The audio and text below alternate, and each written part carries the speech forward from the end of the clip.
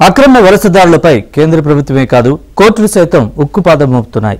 రోహింగ్యాలను red carpet పరిచే పరిస్థితి లేదని తేల్చి చెప్పింది. మరి మన దేశంలో కాందిశీకుల పరిస్థితి ఏంటి? వారంతా వెనక్కి వెళ్లాల్సిందేనా?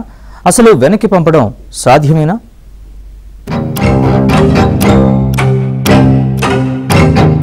చాలా కాలం నుంచి భారత్ లో ఉండిపోయిన అక్రమ వలసదారులు రోహింగ్యాలను ఇండియన్స్ గా గుర్తించాలంటూ డిమాండ్ చేస్తున్న వారికి షాక్ ఇచ్చింది సుప్రీంకోర్టు. రోహింగ్యా శరణార్థుల అదృశ్యంపై దాఖలైన హెచ్బీఎస్ కార్పస్ పిటిషన్ విచారణ సందర్భంగా కీలక వ్యాఖ్యలు చేసింది. దేశంలోకి అక్రమంగా ప్రవేశించే వారికి న్యాయస్థానం అసాధారణ రక్షణలు కల్పించాలంటూ ప్రశ్నించింది. రోహింగ్యాలు అదృశ్యమవుతున్నారని ఆరోపిస్తూ దాఖలైన పిటిషన్పై భారత ప్రధాన న్యాయమూర్తి సూర్యకాంత్ నేతృత్వంలోని ధర్మాసనం విచారణ చేపట్టింది. రోహింగ్యాలు సొరంగ మార్గాల ద్వారా భారత్లోకి వచ్చి ఆహారం, ఆశ్రయం వంటి హక్కులను డిమాండ్ చేస్తున్న విషయాన్ని ప్రస్తావించింది.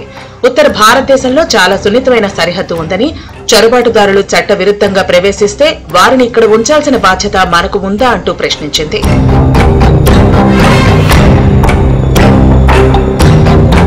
భారతదేశంలో కూడా పేద ప్రజలు ఉన్నారని, వారు ఈ దేశ పౌరులని, వారికి నిర్దిష్ట ప్రయోజనాలు, సౌకర్యాలు అవసరం లేదా అంటూ ప్రశ్నించింది.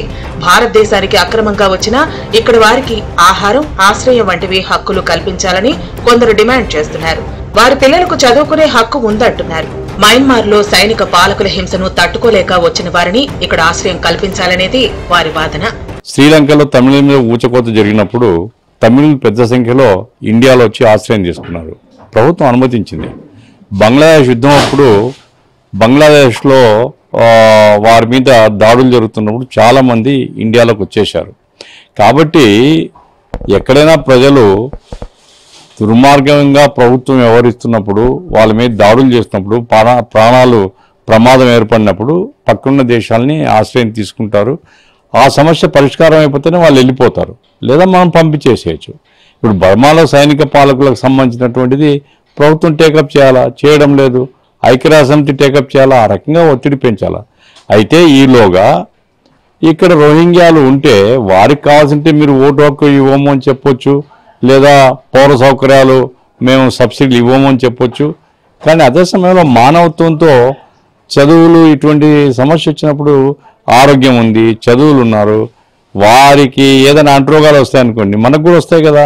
కాబట్టి ప్రభుత్వము అట్లాగే పౌర సమాజము ఆ రకంగా ప్రాణాలు అరచేతిలో పెట్టుకుని వచ్చిన వాళ్ళను చేతనైన మానవతా సహాయం అందించడం అనేటువంటి బాధ్యత ఉంది. అది ప్రపంచవ్యాప్తంగా అమలు జరుగుతుంది.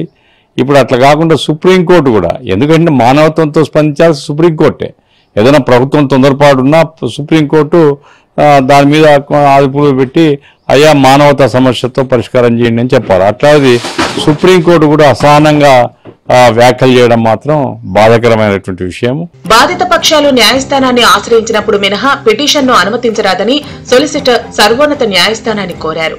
పెండింగ్ లో ఉన్న ఈ తరహా పిటిషన్లతో సహా తాజా పిటిషన్పై విచారణను కోర్టు డిసెంబర్ 16వ తేదీకి వాయిదా వేసింది సుప్రీంకోర్టు.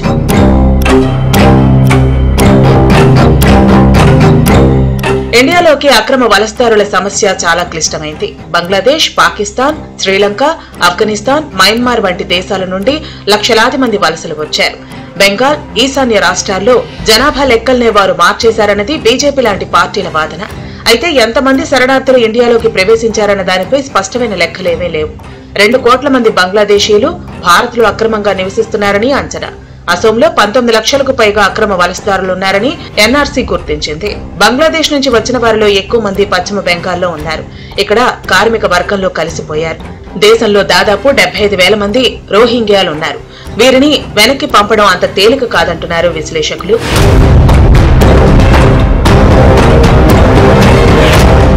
ఇటీవలే ఇమ్మిగ్రేషన్ అండ్ ఫారినర్స్ చట్టం 2025ను అమల్లోకి తెచ్చింది కేంద్రం. దీని ప్రకారం కఠిన శిక్షలను సిఫారసు చేసింది. పశ్చిమ బెంగాల్లో సర్ నిర్వహిస్తూ ఉండటంతో చాలా మంది వెనక్కి వెళ్లిపోతున్నారు.